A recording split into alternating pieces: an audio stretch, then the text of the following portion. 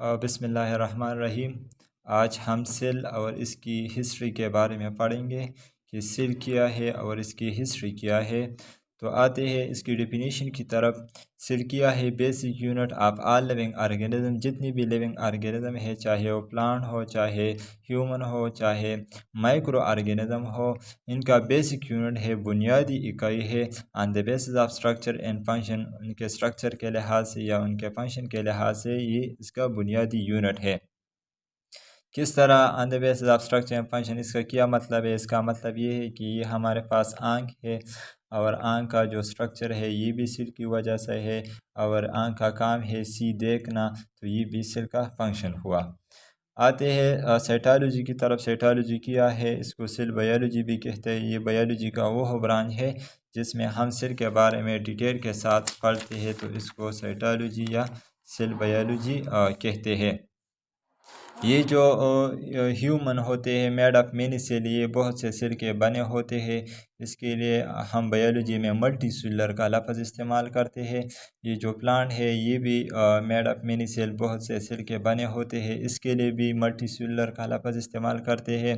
یہ جو بیکٹیریا ہے یہ میڈ آف ون سیل، یہ ایک سیل کے بنے ہوتے ہیں، ان کے لیے بائیولوجی میں ہم یونی سیلر کا لفظ استعمال کرتے ہیں۔ آتے ہیں ہسٹری کی طرف۔ سیل کی ہسٹری کیا ہے؟ تو ارسطوٹل ایک سائنٹسٹ تھا، 322 سے لے کر 384 تک اس BC میں۔ He use first time the word of repeat. یہ ارسطوٹل ایک سائنسدان تھا، اس نے پہلی مرتبہ ریپیٹ کا لفظ استعمال کیا۔ پہلی دفعہ اس نے ریپیٹ کا لفظ استعمال کیا۔ اس نے کہا کہ زندہ جانداروں کے اندر کچھ ایسا ہے جو کہ ریپیٹ ہوتا ہے۔ اس کا مطلب یہ ہے کہ ایک جاندار کے اندر آئی بھی ہوتا ہے، سکن بھی ہوتا ہے، نوز وغیرہ، یہ تمام جانداروں کے اندر ہوتا ہے، اس لیے اس نے ریپیٹ کا لفظ استعمال کیا۔ لیکن اس کو یہ پتہ نہیں تھا کہ یہ لیف کس چیز سے بنا ہوا ہے، کیونکہ اس زمانے میں کوئی ایڈوانس ٹیکنالوجی نہیں تھا۔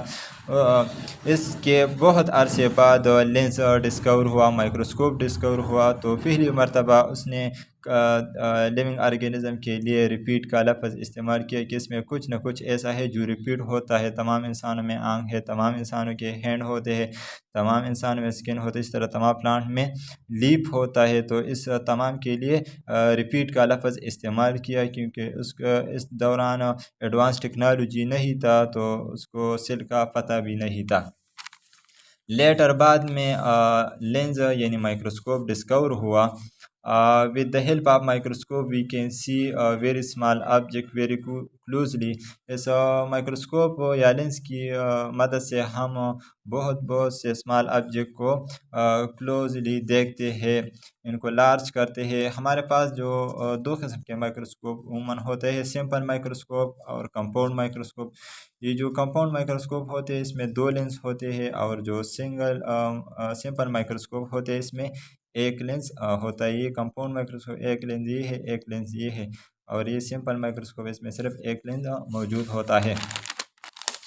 تو اسی طرح زیچرس جانسن ایک سائنٹسٹ تھا، زیچرس جانسن 1595 میں یہ ہائی لینڈ کا رہنے والا تھا۔ فرسٹ کمپاؤنڈ مائکروسکوپ انہوں نے ڈسکور کیا۔ کمپاؤنڈ مائکروسکوپ میں دو لینس ہوتے ہیں۔ گلیلو ایک سائنٹسٹ تھا، 1610 میں فارم سنگل لینس مائکروسکوپ، انہوں نے پہلی مرتبہ سنگل لینس مائکروسکوپ بنایا، لیکن but its power more than compound microscope, اس کا جو پاور تھا، اس کا جو طاقت تھا، یہ زیچرس جانسن کا جو مائکروسکوپ تھا جو 1595 میں بنایا تھا، اس سے زیادہ تھا۔ پھر رابرٹ ہک آیا 1665 میں، انہوں نے لائٹ مائکروسکوپ کو ڈسکور کیا۔ یہ ایجوکیٹڈ سائنٹسٹ تھا۔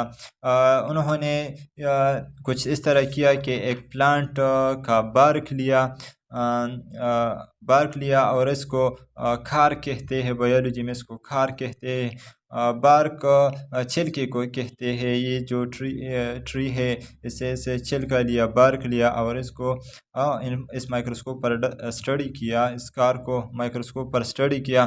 تو انہوں نے اپنے مائکروسکوپ کی مدد سے اس کار کو اسٹڈی کیا۔ اس کو ایک عجیب سا نقشہ نظر آیا کار کے اندر، جیسے ہنی لائک۔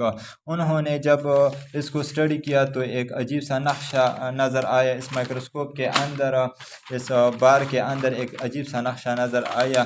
یہ نقشہ کچھ اس طرح تھا کہ ہنی کم لائک، شاید کی مکی چتیوں کی طرح جو نقشہ تھا نظر آیا۔ ایمٹی سپیس تھی یا ہالو سپیس تھی۔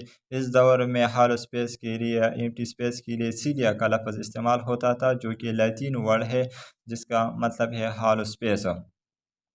تو اس طرح سیل ڈسکور ہوا۔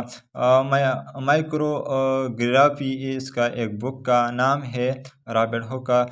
اس بک میں انہوں نے اپنا سارا ڈیٹیل، اس کے اندر تمام انفارمیشن اس نے اندر لکھا کہ کس طرح میں نے سیل کو دیکھا اور کس طرح میں نے اسٹڈی کیا۔ تمام انفارمیشن ان کی کتاب مائکرو گرافی میں درج ہے۔ اس کے بعد ایک اور سائنٹسٹ آیا، اس کا نام تھا لیون ہوکو۔ لیون ہوکو جو تھا see first time free living cell, انہوں نے free living cell first time دیکھا 1675 میں آیا تھا۔ اس نے رین واٹر لیا اور اس کے اندر اس کے چھوٹے چھوٹے آرگینزم نظر آنے لگے۔ اس چھوٹے آرگینزم کو یونیسیلر کا نام دیا کہ یونیسیلر ہے، تو انہوں نے first time free living cell کو دیکھا۔ اس سے پہلے جو رابرٹ ہک نے کمپائن فارم میں سیل دیکھا تھا، یہ ڈیڈ سیل تھے، انہوں نے لیونگ سیل فرسٹ ٹائم دیکھا۔ اسی وجہ سے اس کو فادر آف مائکرو بایولوجی بھی کہتے ہیں، لیون ہک کو۔ بعد میں رابرٹ براؤن آیا۔ رابرٹ براؤن انہوں نیوکلس کو ڈسکور کیا، سیل کے اندر جو نیوکلس ہوتا ہے، رابرٹ براؤن نے 1831 میں ڈسکور کیا۔ بعد میں 1838 میں شلیڈن ایک سائنٹسٹ ہے جو بوٹینسٹ تھا، اور 1839 میں شوان جو ایک زوالوجسٹ تھا، انہوں نے کیا شوان نے کہا that animal made of cell, کہ جتنی بھی اینیمل ہے یہ سیل کے بنے ہوتے ہیں، اور شلیڈن نے کہا کہ جتنے بھی پلانٹس ہے یہ بھی سیل کے بنے ہوتے ہیں۔ پھر ان دونوں سائنسدانوں نے جو ایک جنرل بات کی ہے، لیکن اس عام سی بات کو اس نے ایک تھیوری کا شکل دیا، جس کو سیل تھیوری کہتے ہیں، جس کے مین پوائنٹس درج ذیل ہے۔ آل لیونگ آرگینزم میڈ اپ سے، جتنی بھی لیونگ آرگینزم ہے یہ سیل کے بنے ہوتے ہیں۔ Cell is the basic structural and function unit of living organism on the basis of structure and function, جو پہلے میں نے بتایا کہ ان کے اسٹرکچر اور فنکشن کے لحاظ سے سیل بیسک یونٹ ہے۔ New cell arise from old cell by cell division. New cell کیسے آتے ہیں؟ یہ جو اولڈ سیل ہوتا ہے اس کی ڈویژن ہوتی ہے، اور اولڈ سیل کو پیرنٹ سیل بھی کہتے ہیں، پری ایگزسٹنگ سیل بھی کہتے ہیں۔ اس کی ڈویژن ہوتی ہے پری ایگزسٹنگ سیل کی، جو پری ایگزسٹنگ سیل اس لیے کہتے ہیں جو پہلے سے موجود ہو، اس کی ڈویژن ہوتی ہے، اور اس سے دو نیو سیل پیدا ہوتے ہیں۔ All metabolic process take place with in cell, یہ چوتھی پوائنٹ ہے اس کی سیل تھیوری کی۔ جتنی بھی میٹابولک پروسیس ہے یہ سیل کے اندر ہوتا ہے۔ میٹابولزم کیا ہے؟ انابولک اور کیٹابولزم کو کہتے ہیں۔ انابولزم یہ کہ اسمال مالیکول مل کر لارج مالیکول بنائے، اور کیٹابولزم یہ جو لارج مالیکول ان کی بریک ڈاؤن ہوتی ہے اسمال مالیکول میں۔ اس کی مثال ہے فوٹوسنتھسس، جس میں کاربن ڈائی آکسائڈ اور H2O کمبائن ہو کر فوڈ بناتا ہے، لارج مالیکول بناتا ہے۔ کیٹابولزم میں اس فوڈ کی بریک ڈاؤن ہوتی ہے، بروکن ڈاؤن بریک ہوتی ہے، اور اس سے انرجی، کاربن ڈائی آکسائڈ اور واٹر ریلیز ہوتا ہے۔ یہ کیٹابولزم ہے۔ Thank you so much.